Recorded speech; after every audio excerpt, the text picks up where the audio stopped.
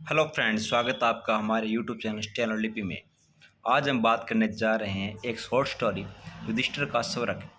यह प्रसंग लिया गया है महाभारत से। आइए दोस्तों शुरू करते हैं। महाभारत युद्ध के बाद युधिष्ठिर हस्तिनापुर के राजा बने। वह एक आदर्श राजा बने। राज्य में सभी अपने राजा से बहुत खुश थे। युधिष्ठिर को राज्य संभलवा कर महाराज धृतराष्ट्र अपनी पत्नी गांधारी और पांडवों की माता कुंती के साथ हिमालय पर चले गए। कई वर्षों बाद एक दिन नारद मुनि युधिष्ठिर के पास आए और एक दुखद समाचार उनको सुनाया।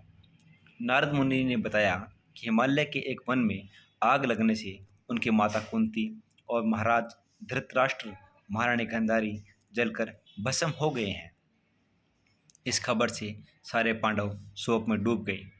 इतने में उन्हें एक और दुखद समाचार मिला कि श्री कृष्ण की भी मृत्यु हो गई है। इन समाचारों को सुनकर युधिष्ठिर का मन सांसारिक कामों से बिल्कुल हट गया और उन्होंने संसार छोड़ने का निश्चय कर लिया। बड़े भाई को सब छोड़ते देख सारे पांडव और उनकी पत्नी द्रौपदी भी संसार छोड़ने को तैयार हो गई। युधिष्ठिर ने अपना राज्य अभिमन्यु के बेटे परीक्षित को सौंप दिया और भाइयों तथा पत्नी के साथ हस्तिनापुर छोड़ दिया। सारे नगरवासी अपने प्रिय राजा को नगर सीमा तक छोड़ने आए। इसी भीड़ में एक कुत्ता भी उनके साथ पीछे पीछे चलने लगा। चलते चलते उन्होंने अनेक जंगल पार किए। एक पर्वत पर जब वह चढ़ रहे थे तब अचानक द्रौपदी का पैर फिसल गया और वह नीचे खाई में गिर गई। भीम ने अपने बड़े भाई से द्रौपदी के गिरने का कारण पूछा। युधिष्ठिर ने कहा, वह हमारे साथ सदेह है, यानी देह के साथ स्वर्ग नहीं जा सकती, क्योंकि वह हमेशा अर्जुन से पक्षपात करती थी। उसी को सबसे ज़्यादा चाहती थी। माता श्री की आज्ञा से उसने पांचों पांडवों की भाया यानी पत्नी बनना स्वीकार किया, लेकिन अपने धर्म को वह भली भांति निभा न सकी। थोड़ी देर बाद सहदेव गिर पड़ा। इस पर युधिष्ठिर ने जवाब दिया कि वह विनम्र नहीं था, इसीलिए गिर गया। फिर नकुल गिरा, क्योंकि उसे अपनी सुंदरता पर घमंड था। फिर अर्जुन गिरे। अर्जुन के गिरने के कारण युधिष्ठिर ने बताया कि उसे अपने शौर्य पर बहुत घमंड होने लगा था। फिर भीम गिरने लगे। तब युधिष्ठिर ने कहा कि तुम बहुत लालची थे और हमेशा खाते रहते थे, इसीलिए तुम भी अपनी देह के साथ स्वर्ग नहीं जा सकते।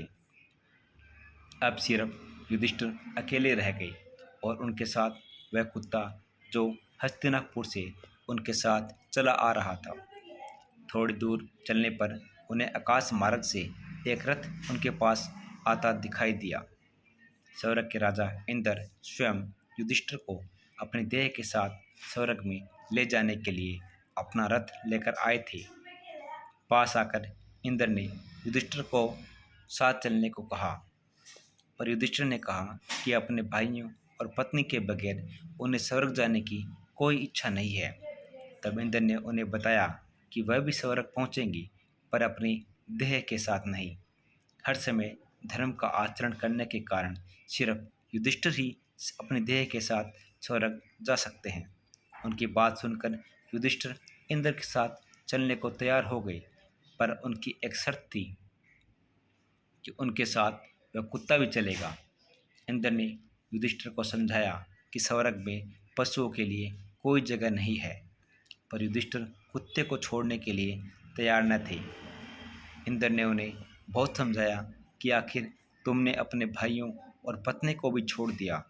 युधिष्ठिर ने जवाब दिया कि वे सब तो मर गए, पर यह तो जीवित है और इतनी दूर से मेरे साथ चल रहा है, मैं इसे नहीं छोड़ सकता।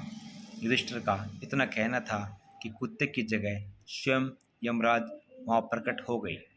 असल में यमराज ही अपने बेटे की परीक्षा ले रहे थे। यमराज ने कहा, बेटा, तुम सभी प्राणियों के प्रति दया रखते हो, इसीलिए तुम सशरीर यानी अपने शरीर के साथ स्वर्ग में प्रवेश कर सकते हो।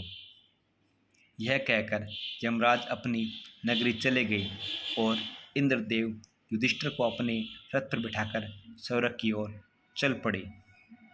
दोस्तों, इस कहानी से हमें पता चलता है कि हमें हर प्राणी विशेष के प्रति दया का भाव रखना चाहिए। किसी के प्रति ऊंच नीच का व्यवहार कभी नहीं करना चाहिए। दोस्तों, आज का सफ़र यहीं पे समाप्त करते हैं और इसी प्रकार के अन्य मोटिवेशनल स्टोरीज के लिए आप हमारे चैनल को सब्सक्राइब कीजिए। कैसा लगा आप हमें कमेंट के माध्यम से बताएं। धन्यवाद दोस्तों, साथ बने रहने के लिए।